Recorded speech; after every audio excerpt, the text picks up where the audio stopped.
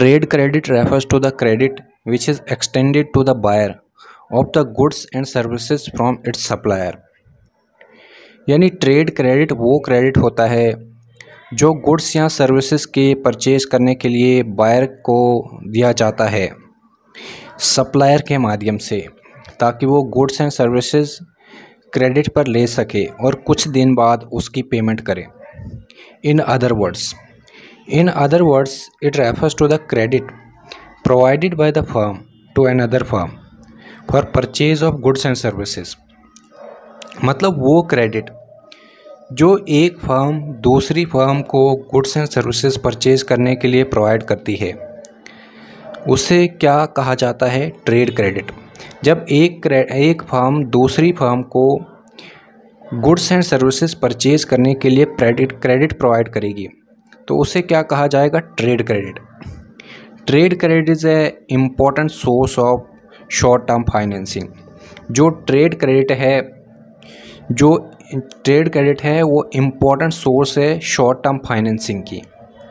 आइए एग्जाम्पल के थ्रू समझते हैं कि ट्रेड क्रेडिट क्या होता है। For example, goods are sold on credit by the supplier to one of its customer amounting 20,000। The credit was granted as 40 days. Now, according to the term, a 20,000 trade credit is given to the customer for 40 days from the date of the invoiced issue. इसका मतलब ये हुआ कि एक supplier अपने एक customer को 20,000 के गुड्स क्रेडिट यानी उधार पर दे रहा है। क्रेडिट ग्रांट किया गया है 40 डेज़ के लिए, यानी 40 दिन के लिए क्रेडिट ग्रांट किया गया है। According to the terms, the invoice issue होने के बाद से 40 दिन के लिए कस्टमर को 20,000 का ट्रेड क्रेडिट दिया गया है, यानी 40 दिन बाद जो कस्टमर है वो गुड्स की पेमेंट करेगा। तो आई होप कि आपको समझ आ गया होगा कि ट्रेड क्रेडिट का मीनिंग क्या होता है। आइए अब जानते हैं एडवांटेजेस ऑफ ट्रेड क्रेडिट, यानी बिज़नेस के लिए या हमें इसके क्या फ़ायदे होते हैं, इसकी क्या एडवांटेजेस होती है। Point number 1, it promotes the sales of the organisation. जो ट्रेड क्रेडिट होता है वो बिज़नेस हमारे ऑर्गेनाइजेशंस की सेल्स को प्रमोट करता है, सेल्स को बढ़ावा देता है। Point number 2, it is a continuous and convenient source of fund. जो ट्रेड क्रेडिट है वो continuous and convenient source of fund है। This source is a very beneficial in case when the organisation want to increase its inventory level in order to meet expected rise in the sales volume in the nearer future। ये trade credit जो बहुत ही beneficial होता है जब कोई organisation अपनी sales inventory को बढ़ाना चाहता है, अपनी इन्वेंट्री का लेवल इंक्रीज़ करना चाहता है फ्यूचर में, तो जो ट्रेड क्रेडिट है बहुत ज़्यादा बेनिफिशियल होता है इसमें।